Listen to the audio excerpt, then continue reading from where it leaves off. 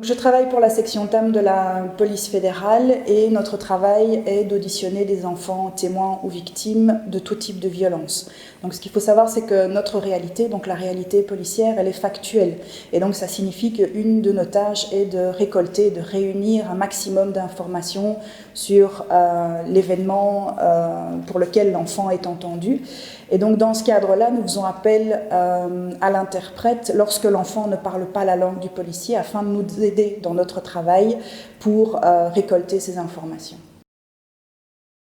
La technique TAM permet de se mettre à la hauteur de l'enfant et donc pour cela on va veiller à récolter sa parole de manière progressive, respectueuse et non suggestive. Et c'est ainsi qu'on a développé les questions ouvertes. On utilisera ce qu'on appelle des invitations du type « parle-moi de »,« dis-moi tout sur »,« dis-moi tout ce qui se passe à partir du moment où jusqu'au moment où ». Toujours en veillant à soutenir l'enfant, donc on va avoir ce qu'on appelle une approche respectueuse. Donc on va respecter son rythme, respecter le vocabulaire qu'il utilise. Donc si par exemple l'enfant va utiliser un mot spécifique pour les parties de son corps, le policier va veiller à utiliser ces mots-là et ne pas lui amener des éléments extérieurs et donc être suggestif. Donc concrètement, ça veut dire que si l'enfant parle de prune ou de sa prune à un moment donné, le policier va respecter ce terme-là et peut demander à l'enfant « dis-moi tout sur prune pour que je comprenne bien ». Mais il faut aussi pouvoir se montrer bienveillant et être attentif à l'enfant, à son comportement et à ne pas hésiter à le soutenir, que ce soit par des aptitudes d'écoute non sélectives, par un regard, le fait de l'appeler par son prénom pour capter son attention. Et donc tout ça doit rester une question d'équilibre en sachant que le policier reste le capitaine de son audition. Mais ça ne l'empêche pas de se montrer soutenant par rapport à l'enfant pendant son audition. L'audition est structurée en différentes phases progressives qui vont du moins menaçant au plus menaçant, en sachant que le plus menaçant, c'est l'événement pour lequel l'enfant est entendu lors de l'audition. Donc dans la première phase, qui est la phase d'introduction, donc on va expliciter au mineur comment va se dérouler l'audition, comment ça va se passer. On va lui montrer le local d'audition, le local de régie, le matériel, puisque l'audition est enregistrée et filmée. On va lui expliquer comment tout ça va se passer. Le policier va en profiter également pour lui expliciter ses droits et il va établir avec lui des conventions. Alors, ces conventions vont permettre à l'enfant de vraiment se sentir à l'aise pendant l'audition parce que le policier va lui dire que il ne doit pas répondre à toutes les questions, que s'il ne sait pas répondre à une question, eh bien, il le signale, que si il ne veut pas répondre, eh bien, il a le droit aussi de ne pas répondre, qu'il peut se tromper, qu'il peut se corriger. Donc tout ça va être établi avant de démarrer l'audition. Pendant cette phase-là, le policier va aussi tenter de créer le lien avec l'enfant en s'intéressant à son entourage. Donc il va lui poser des questions ouvertes sur sa famille, ses amis, sur l'école. Et donc ce moment-là aura un double but. Donc il y a cette création du lien, mais il y a aussi une opportunité pour le policier de déterminer les capacités de l'enfant, que ce soit au niveau de la structuration de phrases, du vocabulaire utilisé, de son rythme.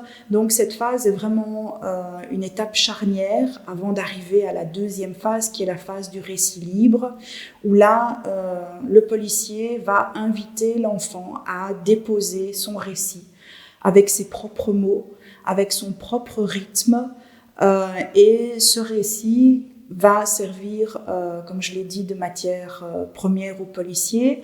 Et dans cette phase-là, le policier ne va pas intervenir, uniquement par des signes d'encouragement neutres pour stimuler l'enfant un maximum. Une fois qu'on a obtenu ce récit libre, à ce moment-là, le policier va pouvoir tenter de récolter des informations complémentaires, tout d'abord uniquement par des questions ouvertes, pour vraiment essayer de travailler la mémoire de rappel de l'enfant. Et c'est seulement après que le policier va pouvoir poser des questions plus spécifiques, voire fermées, pour obtenir des informations complémentaires qu'il n'a pas su obtenir précédemment et qui sont importantes pour son travail. Ensuite, on va arriver à la clôture de l'audition et donc là, le policier va lui expliquer la suite de la procédure et va aussi permettre à l'enfant soit de corriger, soit d'amener d'autres éléments par rapport à son récit. Et le policier va également en profiter pour le remercier d'être venu pour son audition. Il est vraiment très important que le policier rencontre l'interprète pour préparer l'audition, en sachant que l'audition utilise quand même une technique assez particulière et qu'il est vraiment important que l'interprète soit au courant de cette technique.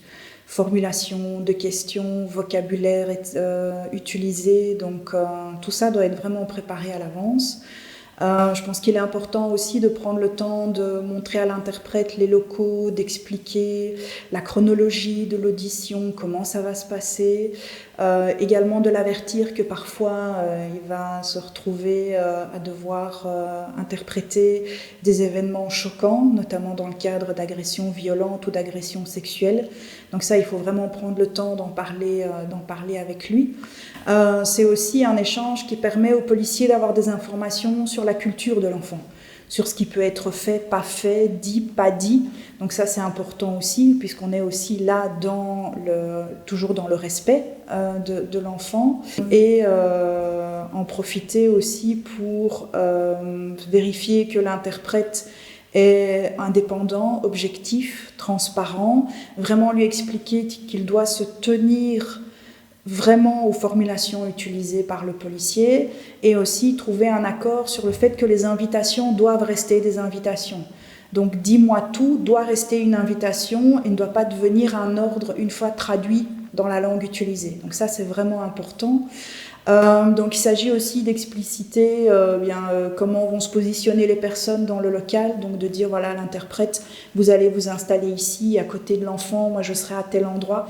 Donc tout ça est important et en résumé ça veut dire que prendre du temps avant permet d'en gagner au moment de l'audition.